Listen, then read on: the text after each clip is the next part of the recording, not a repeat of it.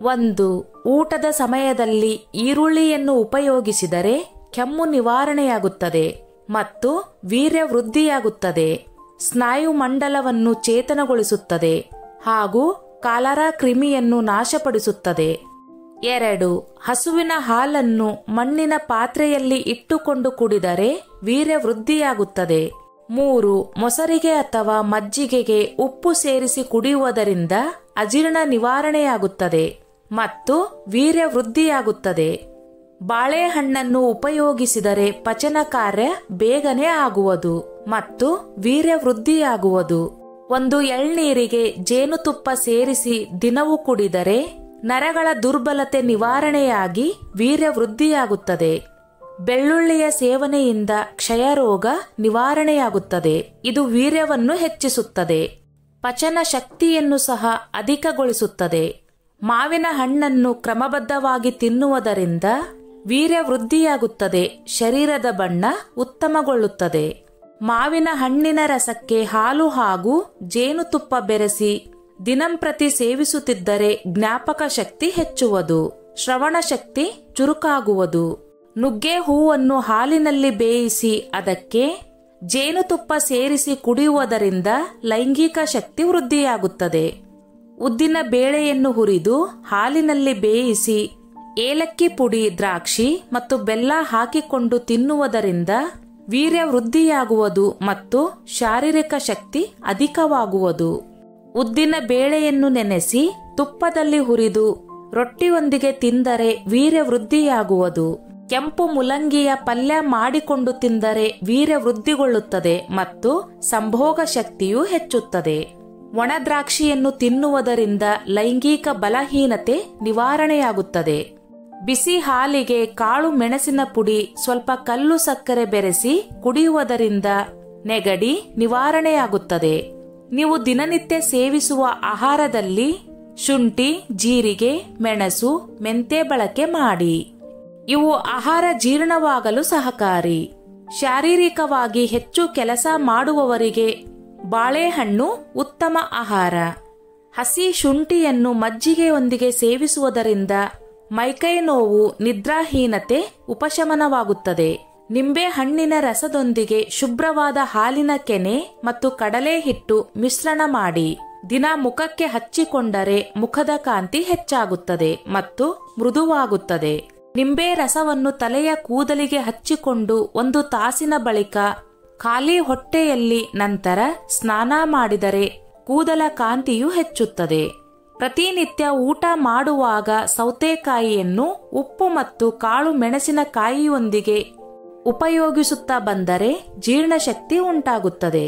ಉರಿಮೂತ್ರ ಉಳ್ಳವರು, ಮೂಲವ್ಯಾಧಿ ಉಳ್ಳವರು ಊಟದೊಂದಿಗೆ ಸೌತೆಕಾಯಿಯನ್ನು ತಿನ್ನುವ ಅಭ್ಯಾಸ ಮಾಡಿಕೊಂಡರೆ ಮೂಲವ್ಯಾಧಿ ಮತ್ತು ಉರಿಮೂತ್ರ ನಿವಾರಣೆಯಾಗುತ್ತದೆ.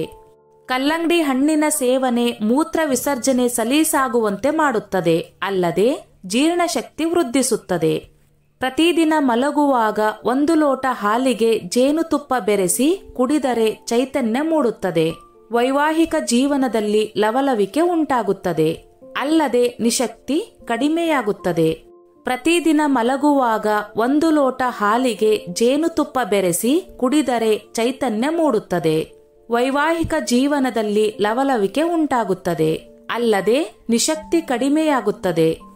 ಕಲ್ಲಂಗಡಿ ಹಣ್ಣಿನ ರಸಕ್ಕೆ ಮಜ್ಜಿಗೆ, ಉಪ್ಪು ಬೆರೆಸಿ ಕುಡಿದರೆ ಅರಿಶಿನ ಕಾಮಾಲೆ ಕ್ರಮೇಣ ಗುಣವಾಗುತ್ತದೆ. ಬಾಳೆ ಮರದ ಕಾಂಡವನ್ನು ತಂದು ಎಳ್ನೀರಿನೊಂದಿಗೆ ಬೆರೆಸಿ ಕುಡಿದರೆ ಮೂಲವ್ಯಾಧಿ ಹಾಗೂ ಆಮಶಂಕೆ ಶೀಘ್ರವೇ ಗುಣ ಕಾಣುತ್ತದೆ. ವೃದ್ಧರಿಗೆ ಮಲವಿಸರ್ಜನೆ ತೊಂದರೆಯಾದರೆ ಸ್ವಲ್ಪ ಹರಳೆಣ್ಣೆಯನ್ನು ಸೇವಿಸುವುದರಿಂದ ಸುಲಭವಾಗಿ ಮಲವಿಸರ್ಜನೆ ಆಗಿ ದೇಹ ಹಗುರವಾಗುತ್ತದೆ.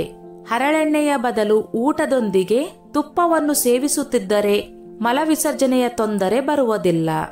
ಕಾಯಿಲೆಗಳಿಗೆ ಸೇವಿಸುವ ಕಷಾಯಗಳಿಗೆ ಹಾಲು ಸೇರಿಸಬಾರದು. ದಿನದಲ್ಲಿ 1 ಗಂಟೆ ಧ್ಯಾನ ಅಥವಾ ಮೌನ ಮಾನಸಿಕ ಆರೋಗ್ಯಕ್ಕೆ ಒಳ್ಳೆಯದು. ಬಿಳಿ ರಕ್ತ ಕಣ ಹೆಚ್ಚಾಗಲು ಲೋಳೆ ಸರ ಸೇವಿಸಿ. ಬಾಳೆ ಎಲೆ ಊಟದಿಂದ ಜೀರ್ಣಾಂಗ ವ್ಯವಸ್ಥೆ ಸರಿಯಾಗಿ ಚರ್ಮ ರೋಗದಂತಹ ವ್ಯಾಧಿ ದೂರವಾಗುತ್ತದೆ.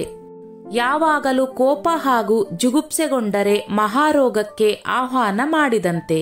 ನಿತ್ಯ ಗರಿಕೆ ರಸ ಸೇವಿಸುವುದರಿಂದ ಮುಪ್ಪು ಆವರಿಸುವುದಿಲ್ಲ. ಭಯವಾತವನ್ನು, ಸಿಟ್ಟು, ದ್ವೇಷ ಪಿತ್ತವನ್ನು ಹೆಚ್ಚಿಸುತ್ತದೆ. ರಕ್ತಹೀನತೆ ನಿವಾರಣೆಗೆ ಗೋಧಿ ಹುಲ್ಲಿನ ರಸ ಶ್ರೇಷ್ಠ ಮದ್ದು. ಮುಖದ ಮೊಡವೆಗಳ ನಿವಾರಣೆಗೆ ಹೆಚ್ಚು ನೀರು ಸೇವಿಸಿರಿ. ಸಾರಾಯಿ ತ್ಯಜಿಸಲು ಇಷ್ಟ ಇರುವವರು ದಿನಾಲು ಅಜ್ವೆನ್ ಕಷಾಯ ಸೇವಿಸಿರಿ. ಬೇಗ ಮಲಗಿ ಬೇಗ ಎದ್ದು ಹಲ್ಲು ಬಾಯಿ ಸ್ವಚ್ಛವಾಗಿ ತೊಳೆದುಕೊಂಡು 1 ಲೋಟ ನೀರು ಕುಡಿಯಿರಿ. ಚಹಾ, ಕಾಫಿ, ಬೀಡಿ, ಸಿಗರೇಟು, ತಂಬಾಕು ಸೇವಿಸದೆ ಸ್ವಚ್ಛವಾಗಿ ಶೌಚ ಕಾರ್ಯ ಮುಗಿಸಿ ಮಣ್ಣು ಅಥವಾ ಬೂದಿಯಿಂದ ಕೈ ತೊಳೆದುಕೊಳ್ಳಿ. ಶೌಚಕ್ಕೆ ಕುಳಿತಾಗ ಹೆಚ್ಚು ಉಗುಳುವುದಾಗಲಿ ಹೆಚ್ಚು ಒತ್ತಡ ಹಾಕುವುದಾಗಲಿ ಒಳ್ಳೆಯದಲ್ಲ. ನಮ್ಮ ಆಹಾರದಂತೆ ಆರೋಗ್ಯ. ಮಲ ವಿಸರ್ಜನೆಯ ಬಳಿಕ 32 ಸಲ ಬಾಯಿ ಮುಕ್ಕಳಿಸಿ ಕಣ್ಣನ್ನು ತಣ್ಣೀರಿನಿಂದ ಉಗಿಸಿಕೊಳ್ಳಬೇಕು. ಶೌಚಕ್ಕೆ ಹೋಗಿ ಬಂದ ಕೂಡಲೇ ನೀರು, ಚಹಾ, ಕಾಫಿ, ತಿಂಡಿ, ಊಟ ಸೇವಿಸುವುದು ಒಳ್ಳೆಯದಲ್ಲ. ಸ್ವಚ್ಛಂದ ಸ್ಥಳದಲ್ಲಿ ತಮ್ಮ ಶಕ್ತಿಗನುಸಾರವಾಗಿ ಸೂರ್ಯ ನಮಸ್ಕಾರಗಳನ್ನು ಮಾಡುವುದನ್ನು ರೂಢಿಸಿಕೊಳ್ಳಿ. ಚೈತನ್ಯ ಸ್ಫೂರ್ತಿಗೆ ಸೂರ್ಯ ನಮಸ್ಕಾರವು ಅತ್ಯವಶ್ಯಕವಾಗಿದೆ. ಸೂರ್ಯ ನಮಸ್ಕಾರ ಮುಗಿಸುವಾಗ ಶವಾಸನದಲ್ಲಿ ವಿಶ್ರಾಂತಿ ಪಡೆಯುವುದು ಹಿತ. ಸೂರ್ಯ ನಮಸ್ಕಾರ ಮುಗಿಸಿದ ನಂತರ ಅರ್ಧ ತಾಸು ಅಥವಾ 1 ತಾಸಿನ ನಂತರ ಸ್ನಾನ ಮಾಡಬೇಕು. ತಣ್ಣೀರಿನ ಸ್ನಾನ ಆರೋಗ್ಯಕ್ಕೆ ಹೆಚ್ಚು ಹಿತಕರ. ಉಗುರು ಬೆಚ್ಚಗಿನ ನೀರು ಅನುಕೂಲವಿಲ್ಲದವರಿಗೆ ಮಾತ್ರ. ಸ್ನೇಹಿತರೆ, ಈ ನನ್ನ ಮಾಹಿತಿ ನಿಮಗೆ ಇಷ್ಟವಾಗಿದ್ದಲ್ಲಿ ದಯವಿಟ್ಟು ಶೇರ್ ಮಾಡಿ, ಲೈಕ್ ಮಾಡಿ ಮತ್ತು ಸಬ್ಸ್ಕ್ರೈಬ್ ಮಾಡಿ.